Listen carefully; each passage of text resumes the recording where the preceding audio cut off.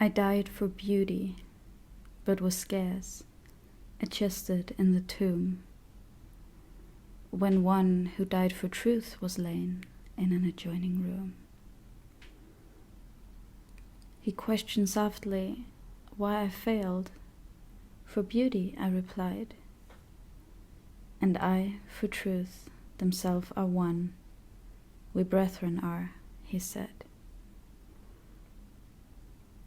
And so, as kinsmen met a night, we talked between the rooms, until the moss had reached our lips and covered up our names. What a breathtaking poem by the wonderful Emily Dickinson. This must have been the first poem of hers that really kept haunting me in a way. I kept chanting it out loud to myself again and again and again until I knew it by heart for days and days on end. Just the first line alone, I died for beauty, is so simple, straightforward, but grabbing in a way. I had a really special feeling when I heard that for the first time. You know, when you're in a place where you don't expect to know anyone and suddenly someone calls your name and you're like, what? That's the feeling I had when I first heard that first line. It felt like someone was calling my name, and I didn't expect it. And I was like, oh yeah, that's me. That's gonna be me one day. I'm gonna die for beauty. And in a very strange way, I feel like my future self is talking to me from the tomb through this poem. I love how Emily Dickinson says in this poem that you can keep communicating even after you die, but also how truth and beauty to her are like two sides of the same coin, and the romantic and aesthetic persona that lives inside of me would really like to agree. I wonder whether, truth might be a bit more of a masculine pursuit and beauty a bit more of a feminine pursuit. And it's also interesting in the poem, she calls the person dying for truth him, right? It's a he. And she's a woman, so it would make sense in that way. And when I talk to Eric, to my partner, he definitely resonates more with seeking truth, and I definitely resonate more with seeking beauty. And it's a beautiful thought to me to think that maybe one day we will lay in adjoining tombs, realizing that we have been searching for the same thing all along, and talking between the rooms about our cause of death and our pursuits, until the moss is covering up our names and it won't matter anymore what we were called and who we were in this life. And this idea of dying for beauty comes back in another one of her poems that is very touching and I'd like to read to you.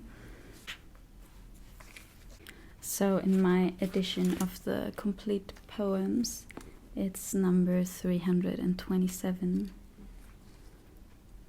Before I got my eye put out, I liked as well to see, as other creatures that have eyes and know no other way. But were it told to me today that I might have the sky, for mine, I tell you that my heart would split for size of me. The meadows mine, the mountains mine, all forests stintless stars, as much of noon as I could take between my finite eyes. The motions of the dipping birds, the morning's amber road, for mine to look at when I liked, the news would strike me dead. So safer guess with just my soul upon the window pane, where other creatures put their eyes, incautious of the sun.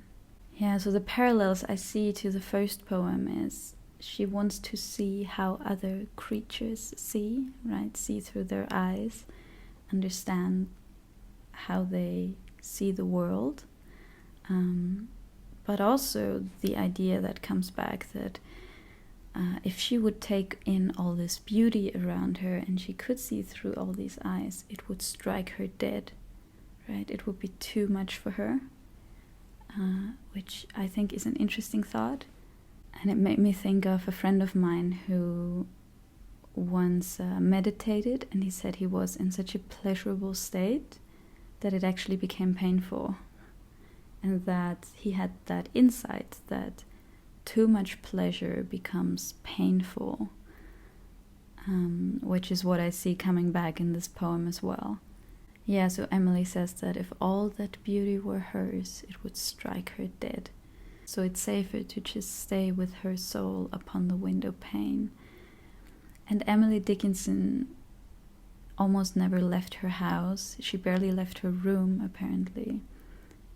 And just by dipping into her poetry, I think that the beauty of the world out there would have probably struck her dead, and she wouldn't have been able to take it in, and maybe that's why she stayed inside, because her inner world must have been so vibrant and alive and beautiful already, as you can see by all these amazingly beautiful poems that she wrote. So I will be really interested to hear if you have any thoughts on, two aspirations or facets of life that you think are two sides of the same coin. To me, freedom and love immediately come to mind. Yeah, I would like to read one last of her poems that has really touched me in the past week. That kind of ties in with that topic as well. So again, in my edition, that's number 280. I felt a funeral in my brain, and mourners to and fro kept treading, till it seemed that sense was breaking through. And when they all were seated, a service like a drum kept beating, till I thought my mind was going numb. And then I heard them lift a box and creak across my soul, with those same boots of lead again. Then space began to toll, as all the heavens were a bell, and being but an ear, and I and silence some strange race, wreck it solitary here. And then a plank in reason broke, and I dropped down, and hit a world at every plunge, and finished knowing then. Yeah, so please tell me also what it is that you would die for, or will one day maybe die for. I would love to hear. Let's quickly talk about this book. I have purchased this a few weeks ago, and it's actually the complete poems of Emily Dickinson, and I must say it's a really great edition, because it's quite affordable. I think it's 20 or 25 euros, and yeah, it's all of her poetry, and it also has a really great index. There's an index of first lines, right, where it's just basically the first lines alphabetically, and then where you can find that poem, and it's just lovely to look through those and kind of like let your mind wander over them and see which one is calling your name, basically. So I just see here a summer into autumn slips, beautiful, or the light becomes pictorial, amazing. Estranged from beauty, none can be. Ooh. But there is also an index by themes, right? So if you want to look up beauty or freedom, gain, the index on death has so many poems. That's insane. Yeah, so you can also look them up thematically. I just think it's a really nicely put together collection of all of her poetry. I can definitely recommend. And I also found that it's really amazing to unlock the meaning of her poems by just writing them out. I write them in a journal, and I've been doing that for a while now with other texts as well, but with this one I really seem to understand them a lot better and like hit deeper layers when I wrote them out by hand. So definitely give that a try as well. Yeah, so thank you so much for watching this video. By the way, we're almost at 1,000 subscribers. I think it's 970 or something at the moment. I said I would do a Q&A if I get 1,000 subscribers, so if you have any questions, anything you'd like to know from me, or my thoughts on any topic, please just leave them down below. I will compile them and put a Q&A episode together.